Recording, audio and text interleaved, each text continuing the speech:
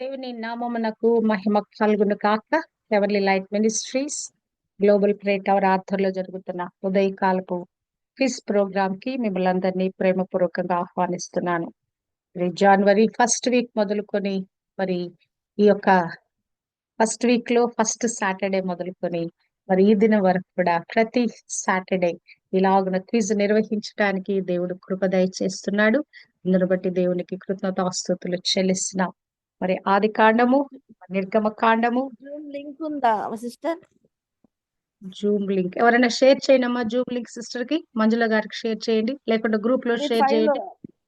Group లో 5am దాంట్లో share చేయండి మన గ్రూప్ లో. ఆమె అడిగారు. ఓకే, కొంచెం షేర్ చేయండి. హల్లెలూయా. మరి ఇలాగున మనం నిర్వహించడానికి దేవుడు మనకు దయచేసిన ఈ కృప కొరకే దేవుని కృతజ్ఞతాస్తుతులు.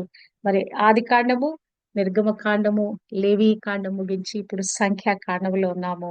సంఖ్యాకాండములో కూడా మరి 14 అధ్యాయాలు మనం కంప్లీట్ చేసాము. ఈ దినము 15వ అధ్యాయం నుంచి 21 అధ్యాయం వరకు కూడా ఈ దినము మనము ధ్యానిస్తున్నాము. హల్లెలూయా.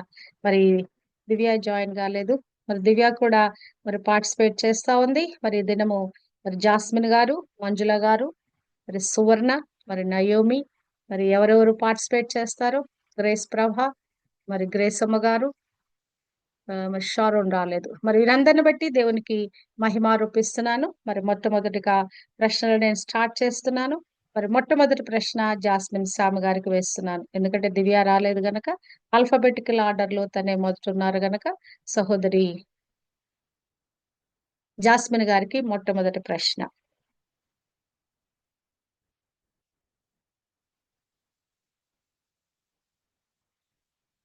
ఏ దేశమును సంచరించి చూచుటకై మోషే మనుషులను పంపగా వారు ఏమి చేసిరి, ఎవరిని ఎదుర్కొన బయలుదేరగా దేవుడు ఏమని సెలవిచ్చాడు, ఆ దేశమును ఇశ్రాయేలీయులు ఎలా స్వాధీనపరచుకునేది. ఇది చాలా అంటే ఇది సంఘటనల సమాహారంగా ఉన్నది. ఈ సంఖ్యాకాండం అంతా అనేకమైన సంభవాలు, అనేకమైన సంఘటనలు జరిగినాయి. వాటిని ఒక చిన్న ప్రశ్నతో దాన్ని మరి చేయటానికి నాకు కాలేదు. అందును బట్టి ఒక 2-3 క్వశ్చన్స్ కలిపి ఒక బంచ్ ఆఫ్ క్వశ్చన్స్ గా చేసి అంత వాటిని సమకూర్చి ఒకే క్వశ్చన్ గా దాన్ని మరి కూర్చాను నేను. ఒకే ప్రశ్నలో 2-3 ఉండొచ్చు, పాయింట్స్ ఉండొచ్చు, కానీ అవన్నీ కూడా వరుసగా ఒకదాని వెంట ఆ వచనాల్లోనే ఉంటది కనుక దయతో గమనించండి. ఏ దేశమును సంచరించి చూచుటకై మోషే మనుషులను పంపగా వారు ఏమి చేసిరి, ఎవరిని ఎదుర్కొని బయలుదేరగా దేవుడు ఏమని సెలవిచ్చాడు, ఆ దేశమును ఇశ్రాయేలీయులు ఎలా స్వాధీనపరచుకునిరి. అక్క మీరు 15 నుంచే ఇచ్చినారా? 15 to 21 కదా. అదే 15 to 21 ఈ రోజు క్విజ్. అదే దాంట్లోనే ఉంది కదక్క క్వశ్చన్. 15 to 21 అమ్మా, క్వశ్చన్ దాంట్లోనే ఉంది అంటున్నా. దాంట్లోనే ఉంది. జూమ్ లింక్ నా దగ్గర లేదు, ఎవరికి చెప్పాను 5am లో పెట్టమని చెప్పాను, ఎవరైనా పెడుతుండొచ్చు. మా జూమ్ లింక్ అంటే పెట్టండి కొంచెం, ఇస్తారు దాంట్లో గ్రూప్ లో షేర్ చేయండి 5am దాంట్లో. అక్క ఎదుర్కొనడానికంటే వీళ్ళు సిహోను ఓగును ఎదుర్కొన్నట్ల మనము ఇక్కడ చూస్తాం అక్క. ఓకే, సిహోనుకు ఓగును ఎదుర్కొన్నారు, వాళ్ళను చంపినారు అనేది మనము ఇక్కడ చూస్తాము. అంతకంటే ఓకే. నెక్స్ట్ మంజుల గారు, నా తర్వాత నెక్స్ట్ అమ్మ 21:31 నుంచి ఉంది. అట్లా ఇశ్రాయేలీయులు అమోరీయుల దేశంలో దిగిరి మరియు యాజేరు దేశమును సంచరించి చూచుటకై మోషే మనుష్యులను పంపగా వారు దాని గ్రామములను వశము చేసుకుని అక్కడనున్న అమోరీయులను తోలివేసిరి. గుడ్. అవసరం లేదు. మరి అమోరీలను తోలివేశారు. ఇప్పుడు మన ప్రశ్న ఏంటంటే, ఎవరిని ఏ దేశంలో సంచరించుటకు మోషే మనుషులు పంపి ఏం చేశారంటే, వాళ్ళు ఏం చేశారు, మరి యాజరు దేశాన్ని సంచరించడానికి వెళ్ళారు. అమోరీయులను తోలివేశారు. ఎవరిని ఎదుర్కొని బయలుదేరగా దేవుడు ఏమని సెలవిచ్చాడంటే వాళ్ళు బాషాను రాజైన ఓగును మరి ఎదుర్కొని ఓగును. బయలుదేరారు వాళ్ళు. ఇశ్రాయేలు ఆ దేశాన్ని ఎలా స్వాధీనపరుచుకున్నారంటే దేవుడు చెప్పాడు అక్కడ, నీవు భయపడొద్దు, అతని సమస్త భయపడకు, జనాన్ని నీ చేతికి నీ అప్పచెప్పాను, చేతికి అప్పగించు. ఒక్కడైనను శేషించకుండా 35వ వచనంలో అతని సమస్త జనములను హతము చేసి అతని దేశమును స్వాధీనపరచుకోండి అని చెప్పాడు. రెండవ ప్రశ్న ఇప్పుడు మంజుల గారికి. పరచుకొనిరి. ఎస్, రెండవ ప్రశ్న మంజుల గారికి.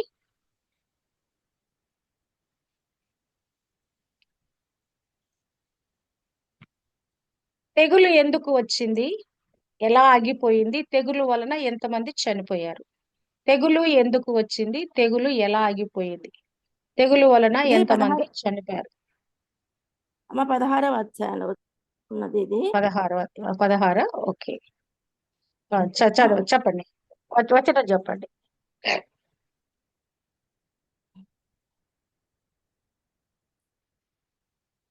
తెగులు మొదలు పెట్టినని అహరోనుకు చెప్పగా మోషే ఎందుకు వచ్చింది అంటే వీళ్ళు లేవి కుమారుల 16:1లో లేవి ముని మనవుడు, కహాతుకు మనవుడు, ఇస్సారు కుమారుడు కోరహు, రుబేనీయులు, ఎలియాబు కుమారుల దాతాను, అభిరాములు వీరికి వ్యతిరేకంగా లేచినప్పుడు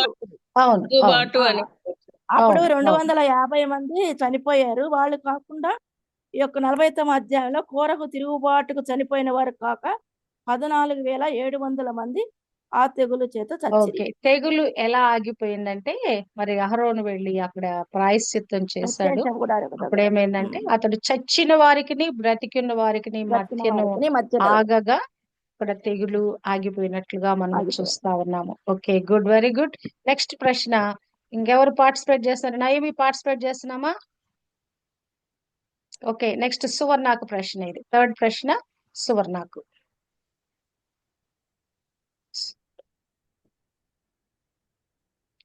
ఎవరు తన బట్టలను ఉదుక్కొనవలను?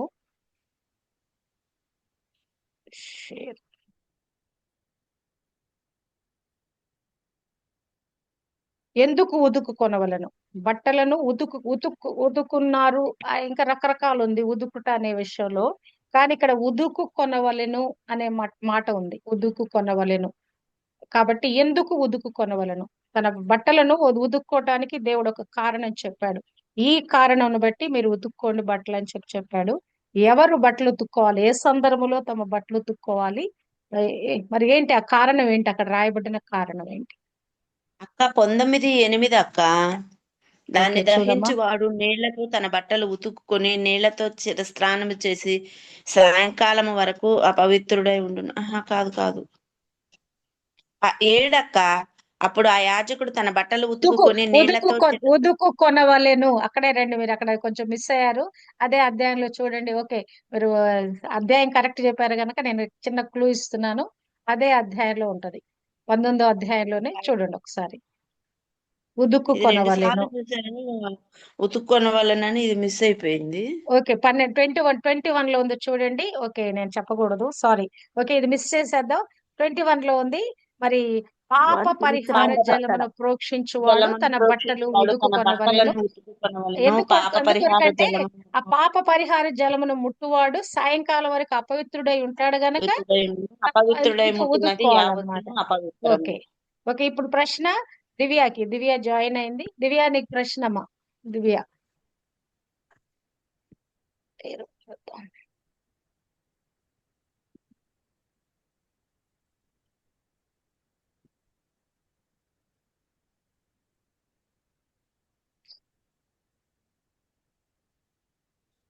ఇశ్రాయేలీయులు మోషేతో ఏమని పలికిరి?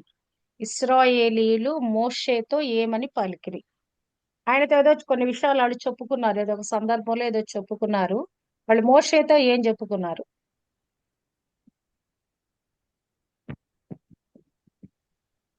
దివ్యా, నీ ఫోన్ ఓపెన్ లేదు.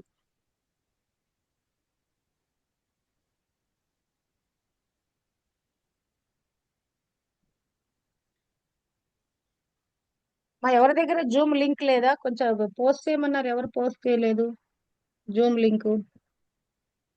ఐడి చెప్పండి అమ్మా. Password 03 password. 91899212 ఉంది. సరే ఇప్పుడు నేను పంపించేస్తాను.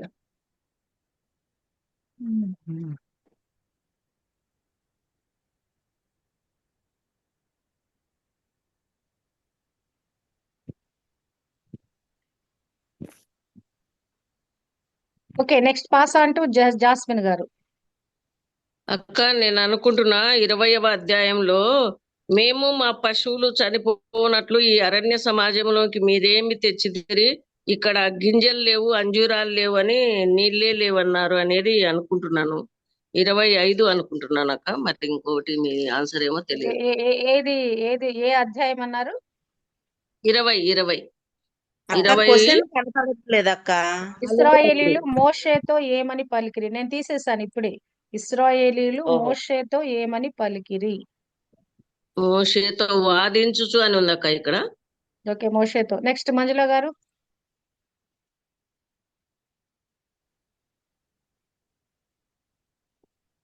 సువర్ణ.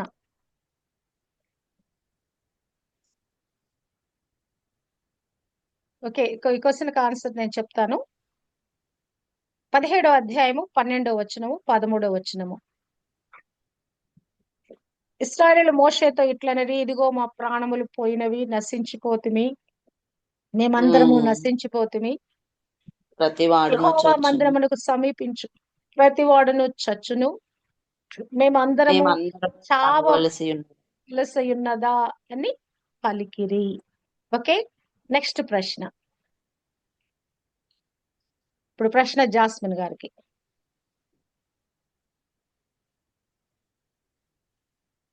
అహరోను ఎందుకు చనిపోయాడు? ఎక్కడ చనిపోయాడు? అతనికి బదులుగా ఎవరు నియమించబడిరి?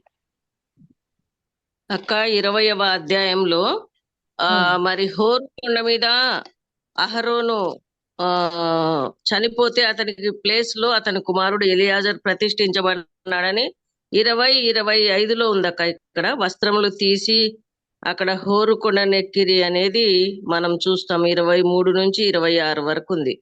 మెరీబా నీళ్ళ యుద్ధం అక్క 20-24 తిరుగుబాటు చేసి తిరిగనక 24 నుంచి 25 కుమారుడైన ఎలియాజర్ ను ప్రతిష్ఠించినాడు. కోరుకొండ ఎక్కి అహరోను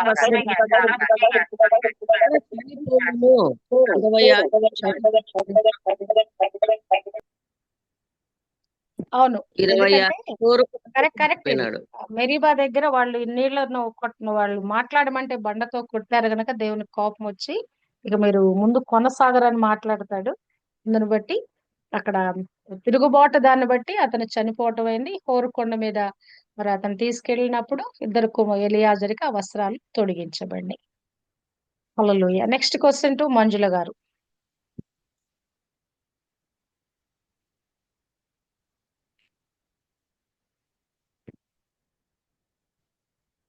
ఇశ్రాయేలీయుల బట్టలు ఏ విధముగా ఉండవలను? ఎప్పటి వరకు? దేని కొరకు? వాళ్ళ బట్టలు వేసుకునే విధానంలో ఒక ప్రత్యేకత ఉంది. ఆ బట్టల యొక్క విధానం ఏంటి? ఇశ్రాయేలీయుల బట్టలు ఏ విధముగా ఉండవలను? ఎప్పటి వరకు? దేని కొరకు? చెప్తాను. మరియు 15:37 నుంచి, మరియు యెహోవా మోషేకు ఇలాగ సెలవిచ్చెను, నీవు ఇశ్రాయేలుతో ఇట్లము, వారు తమ తరతరములకు తమ బట్టల అంచులకు కుచ్చులు చేసుకొని అంచుల కుచ్చుల మీద నీలి సూత్రము తగిలింపవలను. మీరు నా ఆజ్ఞలన్నిటినీ జ్ఞాపకము చేసుకొని మీ దేవునికి ప్రతిష్ఠితులై ఉండునట్లు మునుపటి వలె కోరిన వాటిని బట్టి చూచిన వాటిని బట్టి వ్యభిచరింపక దాన్ని చూచి యెహోవా ఆజ్ఞలన్నిటినీ జ్ఞాపకము చేసుకొని వాటిని అనుసరించుటకై అది మీకు కుచ్చుగానుడు. ఆమేన్. Good correct. ఇప్పుడు సువర్ణకు ప్రశ్న అండి. ఏవి కళ్ళపు పంట వలెను, వచ్చుబడి వలెను ఎంచవలను? ఏది లేవీయుల జీతము? ఏవి కళ్ళపు పంట వలెను, వచ్చుబడి వలెను ఎంచవలను? ఏది లేవీయుల జీతము?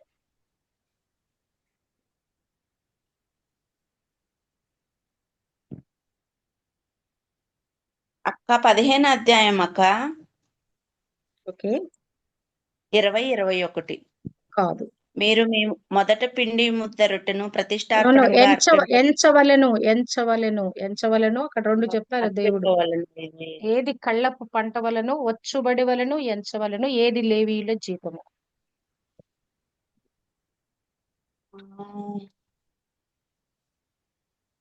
నెక్స్ట్ దివ్య చెప్తామా?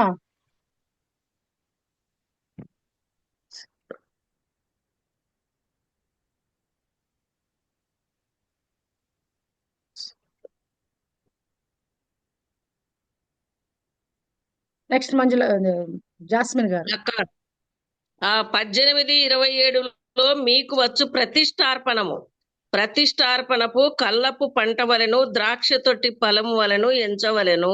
27 ఓకే, 18-27. తర్వాత కళ్ళపు వచ్చుబడి వలన అంటే 31 కదమ్మా? కాదు 30, 18. 31 కదా? ఓకే, 18, 27 ఒకటి, 31, 31 ఒకటి. ఓకే, అది జీతం ఏంటంటే 31 చదవండి. మీరును మీ మీ కుటుంబీకులను ఏ స్థలమందైనను తినవచ్చును. దాన్ని తినవచ్చును. ఏలైనగా ప్రత్యక్షపు గుడారంలో మీరు చేయు సేవ అది మీకు జీతము. సేవకు అది మీ జీతము. హల్లెలూయా. నెక్స్ట్ క్వశ్చన్ ఇప్పుడు ఎవరికండి? మంజుల గారికి ప్రశ్న. ఎవరు చెరగా ఇవ్వబడ్డారు? ప్రశ్న నాకు ఎవరికి? ఇప్పుడు ఈ క్వశ్చన్ ఇప్పుడు క్వశ్చన్ నీకా? తనకి ఓకే, సువర్ణ నాకేసారు. నా తర్వాత తనున్నది కదా. జాస్మిన్ దివ్య చెప్పండి. మరి పార్టిసిపేట్ దివ్య. చేయట్లేదు. దివ్య పార్టిసిపేట్ చేయలేదు. ఓకే, ఇప్పుడు జాస్మిన్ గారికి ఎవరు చెరగా ఇవ్వబడ్డారు, ఏమి పాడు చేశారు?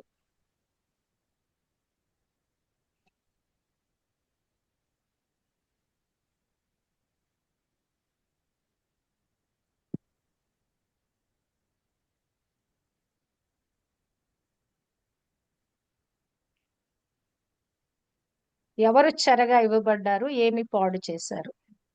నెక్స్ట్ మంజుల గారు.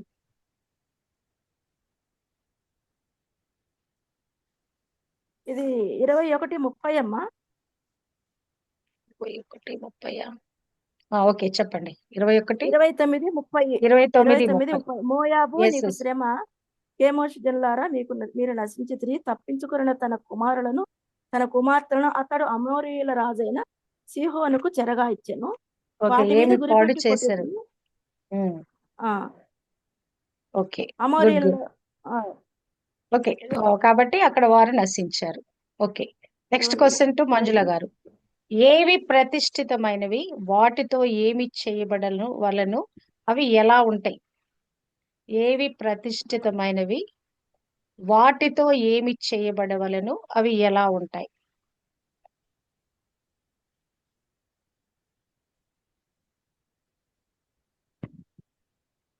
అమ్మా. 18:17. అయితే ఆవు యొక్క తొలిచూలియు కాదు గొర్రె యొక్క ఏవి తొలిచూలుని మేక యొక్క ప్రతిష్ఠితమైనవి? తొలిచూలును విడిపింపకూడదు. కాదు, అదే అవి ప్రతిష్ఠితమైనవి ఉన్నాయి కానీ ఇక్కడ ఏంటంటే ఓకే, సరే. వాటితో కొన్ని చేయబడాలి. అక్కడ చేయబడాలని అక్కడేం లేదు. మీరు చెప్పే దాంట్లో మీరు చెప్పే రక్తము బలిపీఠం మీద ప్రోక్షించి వాటితో కొన్ని చేస్తారు. ఏదైతే ప్రతిష్ఠితమైన ఉన్నాయో వాటితో కొన్ని చేస్తారు. ఇక్కడ ప్రశ్నకి దాని కనెక్షన్ ఉంది. ఇక్కడ జవాబు కొన్ని ప్రతిష్ఠితమై ఉన్నాయి, వాటితో కొన్ని చేయబడాలి. వాటితో ఏదో చేశారు అక్కడ, అవి ఎలా ఉంటాయి? నెక్స్ట్ క్వశ్చన్ పాస్ టు సువర్ణ. అంటే నేను చెప్పను. 15:28 అక్క. అమ్మా 15:28 కాదు. నెక్స్ట్ దివ్య. 18 అధ్యాయం అంటే 25 వచ్చిన కానించింది. కాదు. నెక్స్ట్ జాస్మిన్ గారు. నేను చెప్తాక 15-20లో మీ మొదటి పిండి ముద్ద రొట్టెను ప్రతిష్టార్పణముగా అర్పింపవలెను. వాటితో ఏం చేస్తారు? ప్రతిష్ఠితమైన వాటితో ఏం చేస్తారు? మొదటి పిండి ముద్ద రొట్టెను ప్రతిష్టార్పణంగా అర్పింపవలెను అని ఉంది. ఓకే, ఇప్పుడు నేను క్వశ్చన్ ఆన్సర్ చెప్తాను. 16:36లో కాదు. ఏంటంటే ఆ ధూపార్తులను ఎత్తాలి, లేదంటే అగ్నిలో నుంచి ఆ ధూపార్తులు కాల్చబడ్డ అగ్నిలో వాటిని ఎత్తాలి. అవి ప్రతిష్ఠితమైనవి. వాటితో ఏం చేయాలంటే బలిపీఠమునకు కప్పుగా వెడల్పైన రేకులను చేయవలెను. అవి ఇశ్రాయేలుకు ఆనవాలుగా ఉంటాయి. హల్లెలూయా. నెక్స్ట్ ప్రశ్న. రేపు కదా? ఓకే. ఓకే, ఇప్పుడు మంజుల గారికి ప్రశ్న. మంజుల గారికైనా ప్రశ్న. ఓకే, ఆ, అపవిత్రత పోవటానికి ఎవరు ఏమి చేస్తే అతడు పవిత్రుడు అవుతాడు? అపవిత్రత పోవటానికి ఏం చేస్తే అతను పవిత్రుడు అవుతాడు? ఎవరో అతని కొరకు ఏదో చెయ్యాలి, అప్పుడు అతని అపవిత్రత పోద్దంట.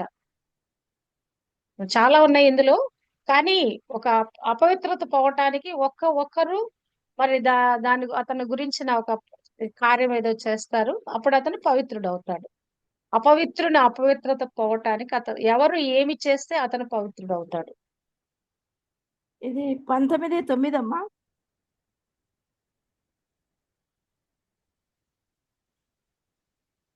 19:9 కరెక్ట్.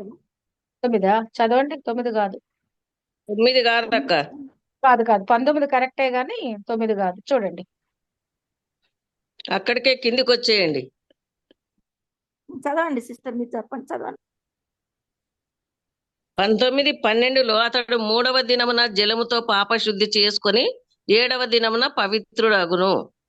వాడు 3వ దినమున 17 ఇప్పుడు ప్రశ్న ఏంటంటే, ఎవరో ఒక వ్యక్తి యొక్క అపవిత్రత పోవటానికి ఒకతను ఉపయోగపడుతున్నాడు. ఎవరు అంటే గనక ఎవరది? పవిత్రుని కొరకు, పవిత్రుడైన ఒకడు, అపవిత్రుని యొక్క పాపం పోవటానికి పవిత్రుడైన ఒకడు ఈ సోపు తీసుకొని 19-18 17-18లో ఉంది. 19-18 అమ్మ. ఆ నీళ్లలో ముంచి ఆ గుడారం మీదను దానిలోని సమస్తమైన ఉపకరణలు పోయాలి. అక్కడ మరి ఎట్లా పవిత్రుడు అవుతా అంటే, ఆ పాత్రలో వేయబడిన భస్మం మీద ఒకడు 6 నీళ్లు పోయేవలను. ఓకే, 19వ అధ్యాయము 17-18 వచనాలు అని చెప్తున్నాను. 17-18 వచనాలు. Yes, it's correct. నెక్స్ట్ ప్రశ్న సువర్ణకి. ఎవరు కర్రలను తీసుకొనవలను? ఏ కర్ర మీద ఎవరి పేరు రాయవలను? ఇది బాగా వచ్చిన ప్రశ్న అండి. ఇందులో అసలు డౌట్ లేకుండా చెప్పొచ్చు. వాటిని ఎక్కడ ఉంచవలను? దేని కొరకు ఆ కర్రలను తీసుకొనవలను? ఎవరి కర్రలను తీసుకొనవలను? ఏ కర్ర మీద ఎవరి పేరు రాయవలను? వాటిని ఎక్కడ ఉంచవలను? దేని కొరకు ఆ కర్రలను తీసుకొనవలను? ఇది చాలా ఈజీ. చెప్పండి. ఇది 17లో ఉందక్క. ఓకే, 9. నేను చెప్పనా అండి? ఎక్కడికో ఆయన వెళ్ళిపోయావు నువ్వు. చెప్పండి. 17 కరెక్టే గాని ఎక్కడికో వెళ్ళిపోయావు. చదవండి ఫస్ట్ నుంచి. అంత దూరం వద్దు. వచ్చేయి. 17 స్టార్టింగ్ లోనే ఉంది. స్టార్టింగ్ లో చదువు. 1-4. యెహోవా, రెండు నుంచి చదవమ్మా. నీవు ఇశ్రాయేలీలతో మాట్లాడి వారి యొద్ద ఒక్కొక్క పితరుల కుటుంబమునకు ఒక్కొక్క కర్రగా, అనగా వారి ప్రధానుల యొద్ద వారి వారి పితరుల కుటుంబముల చొప్పున 12 కర్రలు తీసుకొని ఎవరి కర్ర యొద్ద వారి పేరు రాయము. ఇంకా ఒక కర్ర మీద ప్రత్యేకంగా లేవి కర్ర మీద అహరోను పేరు రాయాలి. తర్వాత వాటిని ఎక్కడ ఉంచాలంటే ప్రత్యక్షపు గుడారంలోని శాసన ఎదుట ఉంచాలి.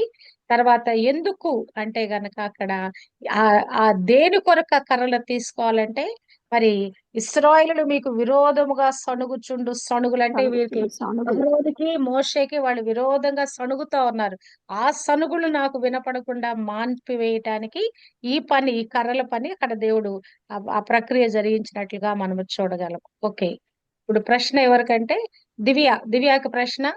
మోషే ఎదోము రాజుతో ఏమి చెప్పాడు? ఎదోము రాజు యొక్క జవాబు ఏమిటి? ఆ జవాబుకి మరి మోషే ఎటువంటి విధంగా స్పందించాడు? అక్కడ ఇశ్రాయేలు ఎటువంటి విధంగా స్పందించాడు? మోషే ఎదోము రాజుతో కొన్ని విషయాలు చెప్తాడు, ఇట్లా ఇట్లా ఇట్లా అని చెప్తాడు. దానికి ఎదోము రాజు అట్లా రిప్లై ఇస్తాడు. మరి ఆ రిప్లైకి కొంత అక్కడ ఏదో ప్రతిచర్య జరుగుద్ది. ఏంటది? మోషే మాటలు, ఎదోము రాజు మాటలు. చెప్పమ్మా. 14 వచ్చినవా అంటే? అమ్మా, 20 అధ్యాయం గుడ్. కాబట్టి అక్కడి నుంచి 14 నుంచి 21 వరకు ఉంది అది. మరి మోషే ఇట్లా మేము వెళ్తామయ్యా, మరి మీ దాంట్లో నుంచి మేము మౌనంగా వెళ్ళిపోతాం, మీకేమి ఇబ్బంది చేయము అని తమ ఎట్టి విధంగా కష్టపడ్డారు, ఐగుప్తు దేశం నుంచి ఎలా వచ్చారు, మరి మమ్మల్ని దేశం నుంచి దాటిపోని మేమేమి మిమ్మల్ని ముట్టుకోము, మేము మౌనంగా వెళ్ళిపోతాం అంటే ఆయన మాట వినడు. అందును బట్టి అక్కడ ఏం చేయాల్సి వచ్చింది? 20వ అధ్యాయం 21వ వచనము, మరి ఆ ఎదోము ఇశ్రాయేలు తన పొలిమేరలో బడి దాటిపోవటకు సెలవు లేదు గనక ఇశ్రాయేలు అతని యొద్ద నుండి తొలగిపోయి, నువ్వు రానే రాకూడదని అక్కడ ఎదోము రాజు మాట్లాడుతున్నాడు. ఓకే, మరొక ప్రశ్న ఇప్పుడు ఎవరికంటే జాస్మిన్ గారికి.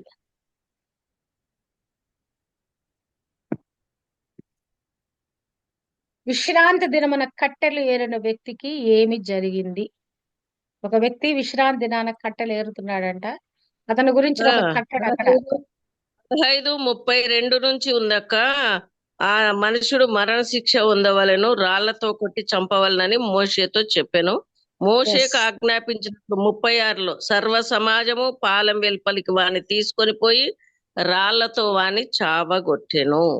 అంటే 36లో ఒక విశ్రాంతి దినాన పని చేస్తే ఎంత ఘోరమైన శిక్ష చూడండి. ఈ దినము క్రైస్తవులకు అర్థం కావట్లా. మరి మరి మనకి ఇవ్వబడిన అదే ఇప్పుడు ఇవ్వబడిన మనకి విశ్రాంతి దినము ఆదివార దినము. ఆదివార దినము యొక్క ప్రశస్తత క్రైస్తవులకు తెలియటం లేదు. అందును బట్టి మరి తర్వాత ఏమి శిక్ష దేవుడు వారికి ఇవ్వబోతున్నాడు దేవుడికి తెలుసు. వెళ్ళని వాళ్ళకి వాళ్ళు ఆ శిక్ష పొందుకున్నప్పుడు వాళ్ళకి అర్థం అవుద్ది. ఓకే, నెక్స్ట్ ప్రశ్న. ఇప్పుడు పెడితే గానీ ఆదివారం పోనోళ్ళ కంటే ఎంతమంది రాళ్లతో కొట్టాలనో మరి. ఓకే, ఇప్పుడు ప్రశ్న మంజుల గారికి. Okay, next question goes to Manjula గారు. ఏవి ప్రతిష్ఠితార్పణలుగా యెహోవాకు ప్రతిష్ఠితార్పణగా చెల్లించాలి? ఏ అర్పణలు తీసుకొని ఎలా ప్రతిష్ఠించాలి? కొన్ని తీసుకొని యెహోవా దేవునికి ప్రతిష్ఠార్పణగా చెల్లించాలంట. వాటిని అందులో కొన్ని అర్పణలు తీసుకొని ప్రతిష్ఠింపజేస్తారట. ఏవి ఎలా ప్రతిష్ఠించాలి? ఏ అర్పణలు తీసుకొని ప్రతిష్ఠించాలి? 18:28 అమ్మ. ఒక్క నిమిషం. ఓకే, 26 నుంచి 26లో 26 ఉంది. నుంచి కింద దాకా. దశమ భాగమును యెహోవాకు ప్రతిష్ఠితార్పణముగా చెల్లించాలి. దశమ భాగాన్ని చెల్లించాలంట. తర్వాత మరి ఆ ఏదైతే అర్పించున్న అర్పణాలు ఉన్నాయో వాటిలో ప్రతిష్ఠిత భాగంలో నుండి మరలా దాని ప్రతిష్ఠిత భాగం అంతా కూడా ప్రతిష్ఠించాలి. అంటే వాటిలో ప్రశస్తమైన వాటిని తీసుకోవాలంట. అంటే చాలా విలువైన వాటిని తీసుకొని దేవుని కొరకు ప్రతిష్ఠించాలి. సంఘంలో కానుకలు వేస్తారు. ఎలా ఇస్తారో తెలుసా? నలిగిపోయిన నోట్లు, చిల్లర కాయిన్స్ తీసుకొచ్చి వేస్తారు. నాకు ఆ కానుకలు లెక్క పెట్టినప్పుడల్లా నా గుండె పిండేసినట్టు అయిపోద్ది. అబ్బా, మా క్రైస్తవులు ఎంత భేదవాళ్ళ ప్రభావ, నాకు చాలా బాధ అవుద్ది. ఇచ్చేటప్పుడు శ్రేష్టమైన కానుక దేవునికి మనం ఇవ్వాలి. ప్రశస్తమైన కానుక దేవునికి మనము ఇవ్వాలి. హల్లెలూయా. నెక్స్ట్ క్వశ్చన్ టు సువర్ణ. కవులు ఏమని చెప్తారు? అగ్ని ఏమని కాల్చివేసింది? కవులు ఏమని చెప్తారు? కవులు ఏదో ఒక సామెత చెప్తారంట. ఇక్కడ అగ్ని దేనినో కాల్చివేసిందట. కవులు అనే పదం ఉందండి. కవులు ఏమని చెప్తారు? అగ్ని దేనిని కాల్చివేసింది?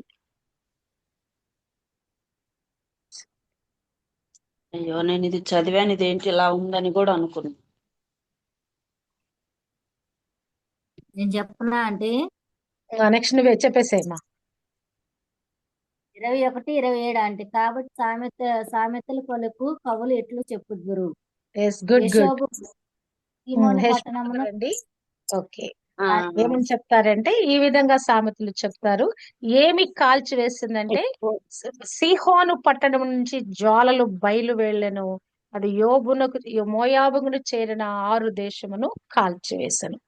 అర్నోను యొక్క ఉన్నత స్థలముల ప్రభువులను కాల్చి. హెష్బోను కూడా ఉంది. హెష్బోను నుండి అగ్ని బయలు వెళ్ళెను, సీహోను పట్టణం నుంచి జ్వాలలు కాల్చివేశాను. ఓకే, ఇప్పుడు ప్రశ్న దివ్యాకి.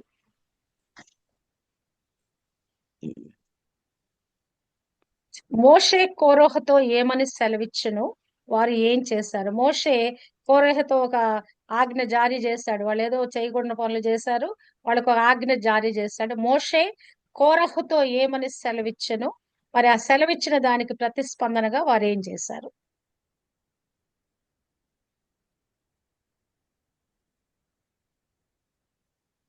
ఒక 10 minutes లో అయిపోద్దండి. ఒక 3 questions మాత్రం మనం అటెండ్ చేస్తాము, గమనించండి. మోషే కోరహుతో ఏమని సెలవిచ్చెను? వారు ఏమి చేశారు, దానికి ప్రతిస్పందనగా వారు ఏం చేశారు? నెక్స్ట్ జాస్మిన్ గారు. అక్క 16:16లో మోషే కోరహుతో, నీవును నీ సర్వ సమూహమును అనగా నీవును వారును అహరోనును రేపు యెహోవా సన్నిధిని నిలువవలెను. అది మీలో వాళ్ళు ఏం ప్రతి వాడు చేశారంటే ధూప ద్రవ్యాలను, ఆ ధూపార్తిని పట్టుకొని వాళ్ళందరూ కూడా 250 మంది కలిసి వచ్చారు. Okay, next. యెహోవా సన్నిధికి ఆ, okay, next question to jasmine గారు.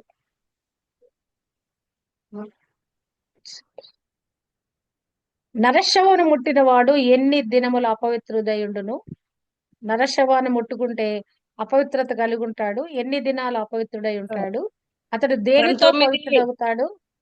11, 19, 11లో ఉందక్క.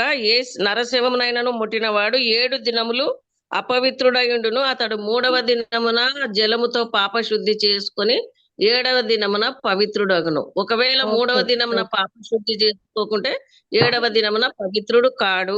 19, ఓకే, 11, నెక్స్ట్. 12. ఓకే, ఇప్పుడు నెక్స్ట్ క్వశ్చన్ టు మంజుల గారు.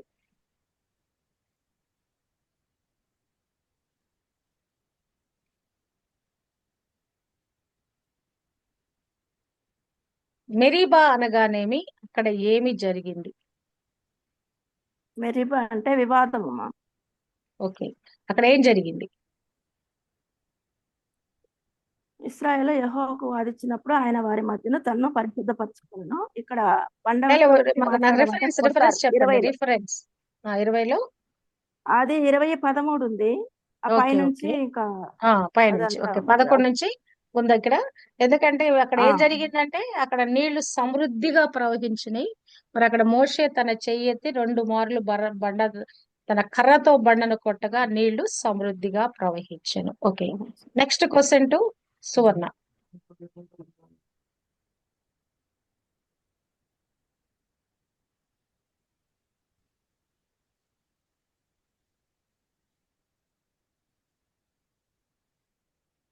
దేవుడు ఇశ్రాయేలును కొనుపోవచ్చున్న దేశములో ప్రవేశించిన తర్వాత వారు ఏమేమి అర్పింపవలెను?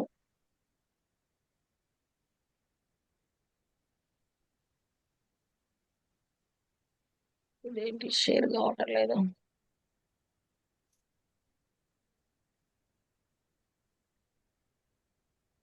దేవుడు ఇశ్రాయేలీలను కొనిపోవచ్చున్న దేశములో ప్రవేశించిన తర్వాత వారు ఏమేమి అర్పింపవలెను? అసలు చాలా అంటే చాలా ఈజీ ప్రశ్న అండి ఇది.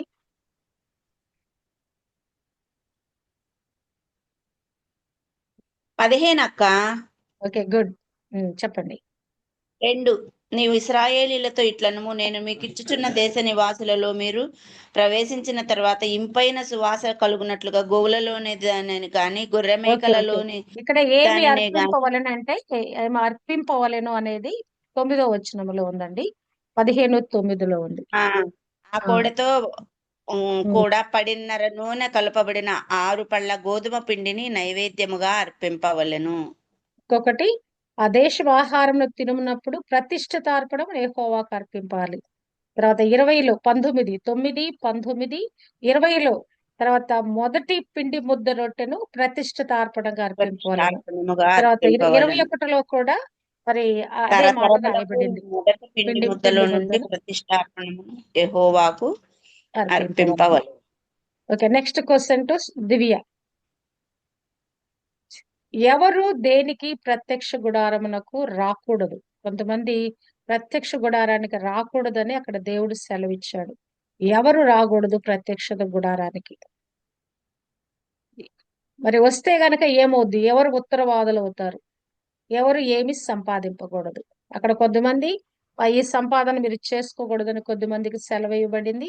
కొంతమంది ఏమో ఉత్తరవాదులై ఉంటారు. కొంతమంది ఏమో ప్రత్యక్ష గుడారానికే రాకూడదు. కొద్దిమంది అసలు ఎవరు వారు రాకుండా రావటానికి అనుమతి లేని వారు ఎవరు?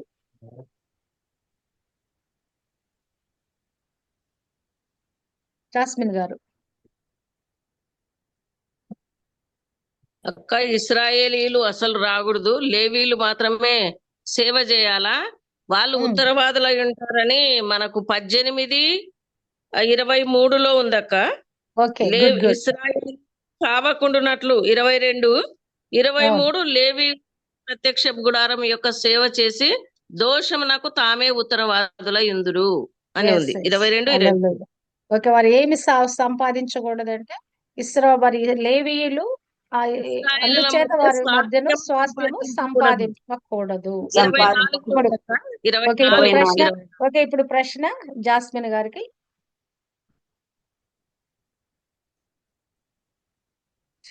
యెహోవాకి ఇంపైన సువాసన కలుగునట్లుగా దేనినైనా అర్పింపగోరినెడల ఏమి తేవలను? దేవునికి ఇంపైన సువాసనగా అర్పించాలంటే ఏమో తీసుకురావాలట ఆయన సన్నిధికి. ఏమి తేవలను? ఇంపైన అదే అక్క, ఇక్కడ సువాసన కలుగునట్లుగా. 15:3లో ఇంపైన సువాసన కలుగునట్లు గోవులలో కాని గొర్రె మేకలలో గాని దహన బలిగానైనను మొక్కుబడి చెల్లించుటకు అని ఉందక్క నియామక ఓకే, గుడ్ గుడ్, కాలమందు. Correct. 15:3-4. 15. Okay, 15:3. Next question to Manjula గారు.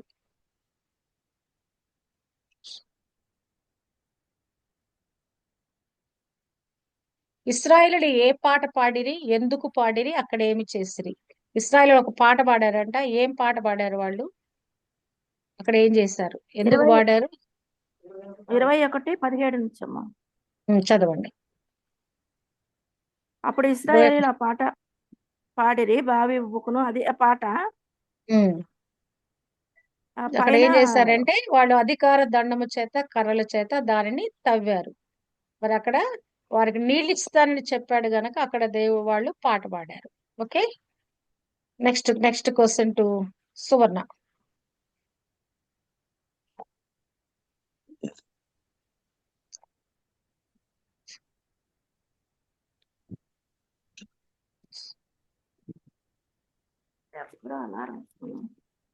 పాప పరిహార జలము దేనితో తయారు చేస్తారు? ఇది చాలా పెద్ద ఇదండి. పాప పరిహార జలము దేనితో తయారు చేస్తారు? ఇది చేయటానికి చాలా పెద్ద ప్రొసీజరు. పాప పరిహార జలము దేనితో తయారు చేస్తారు?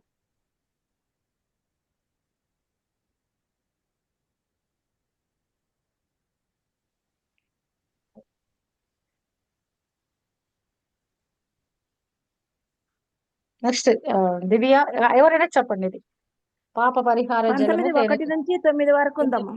ఎస్ 19:1 నుంచి ఒక ఎర్రపయ్య 1 నుంచి 9 తీసుకోవాలి. వరకు. మరి దాన్ని వధించాలి. అందులో మరి అన్ని ఎర్రని కూడా పెయ్య. దహించినప్పుడు అందులో 6వ వచనములో దేవదారు కర్ర, హిస్సోపు, రక్తపు నూలు అవన్నీ కూడా అందులో నూలు. వేయాలి. అవన్నిటిని భస్మంగా చేయాలి. ఆ భస్మం అంతా తీసుకొచ్చి ఎత్తి పెట్టాలి. ఎత్తి పెట్టిన తర్వాత దాని పవిత్ర స్థలంలో పెట్టాలి. దానిలో నీళ్లు కలిపి దాని పాప పరిహార జలముగా మరి దాన్ని సమాజం కొరకు దాన్ని భద్రం చేయాలి. అది పాప పరిహారార్థ బలి అని రాయబడింది. ఇప్పుడు ప్రశ్న దివ్యాకి ఇంకొక 3 నిమిషాలు ఉన్నట్టుంది, చూద్దాం. ఇంకా 1 మినిటే ఉంది. ఆఖరి ప్రశ్న దివ్యాకి.